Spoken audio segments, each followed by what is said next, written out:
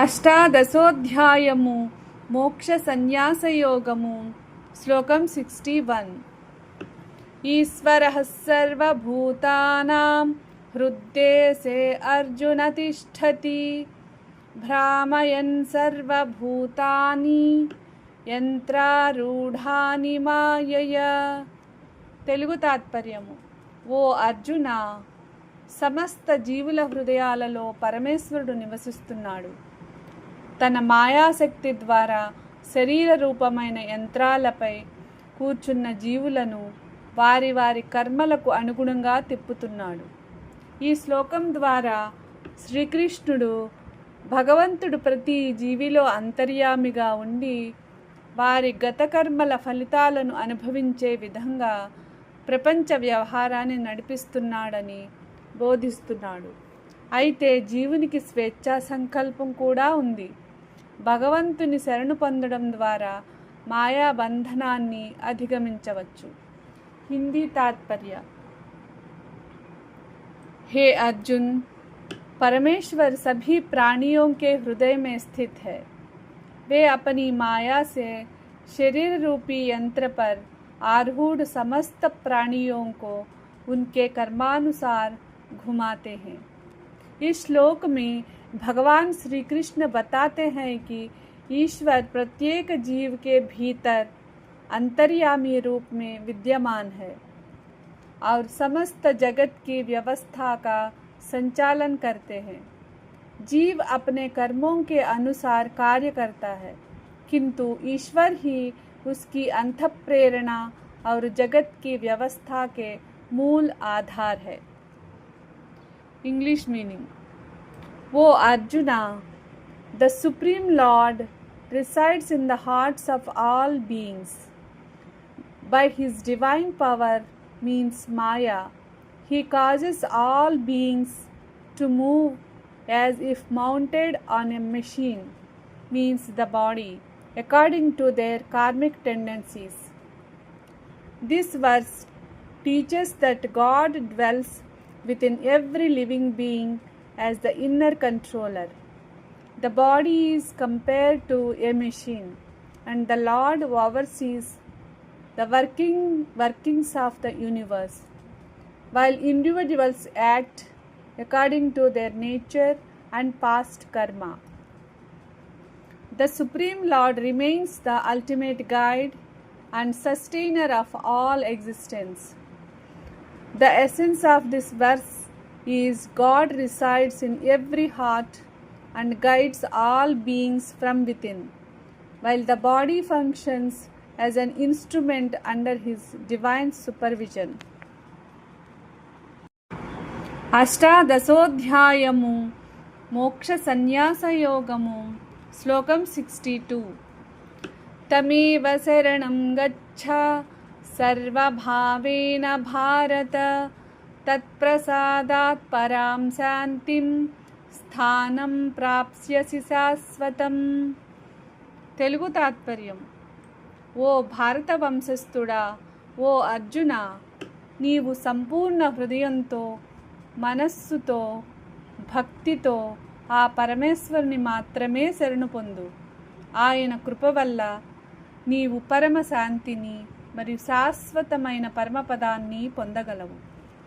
ఈ శ్లోకంలో శ్రీకృష్ణుడు భగవంతుని సంపూర్ణ శరణాగతే జీవుని పరమ గమ్యమని ఉపదేశిస్తున్నాడు. భగవంతునిపై సంపూర్ణ విశ్వాసం ఉంచి ఆయనను ఆశ్రయించిన వారికి మోక్షం మరియు నిత్యానందం లభిస్తాయి. హిందీ తాత్పర్య. हे भरतवंशी अर्जुन, तुम संपूर्ण भाव से केवल उसी परमेश्वर की शरण में जाओ. उसकी कृपा से तुम परम शांति तथा शाश्वत धाम को प्राप्त करोगे. भगवान श्री कृष्ण यहाँ पूर्ण शरणागति का उपदेश देते हैं. जो व्यक्ति तन, मन और बुद्धि से भगवान को अपना आश्रय बनाता है, वह उनकी कृपा से संसार के दुखों से मुक्त होकर परम शांति और मोक्ष को प्राप्त करता है. English meaning. O descendant of Bharata, take refuge in him alone with your whole being. By his grace, you shall attain supreme peace and the eternal abode. In this verse, Lord Krishna emphasizes complete surrender to God. When a person wholeheartedly seeks refuge in the Supreme Lord, God's grace leads them to inner peace, liberation from worldly suffering, and the attainment of the eternal spiritual abode. The essence of this verse is wholehearted surrender to God brings His grace, supreme peace, and the attainment of the eternal divine state. అష్టాదశోధ్యాయము మోక్ష సన్యాస యోగము శ్లోకం 63 ఇతి తే జ్ఞానమాఖ్యాతం గుహ్యాద్గుహ్యతరం మయా విమృశ్యైతదశేషేణ యథేచ్ఛసి తథా కురు. తెలుగు తాత్పర్యము. ఓ అర్జున, అత్యంత రహస్యమైన ఈ జ్ఞానాన్ని నేను నీకు పూర్తిగా వివరించాను.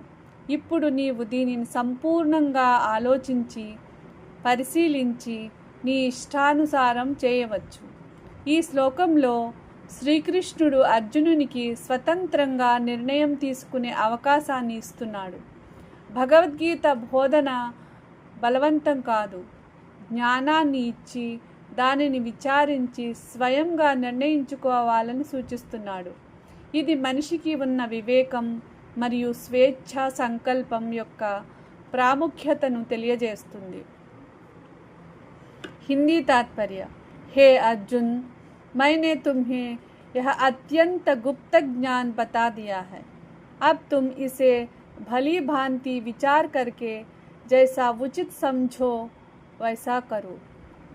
इस श्लोक में भगवान श्री कृष्ण अर्जुन को स्वतंत्र निर्णय लेने का अधिकार देते हैं.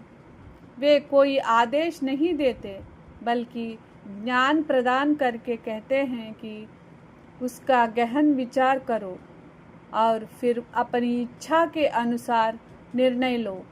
यह मनुष्य की विवेक शक्ति और स्वतंत्रता का सम्मान है. English meaning.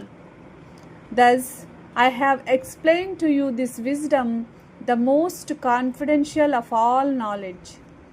Reflect fully upon it and then act as you choose.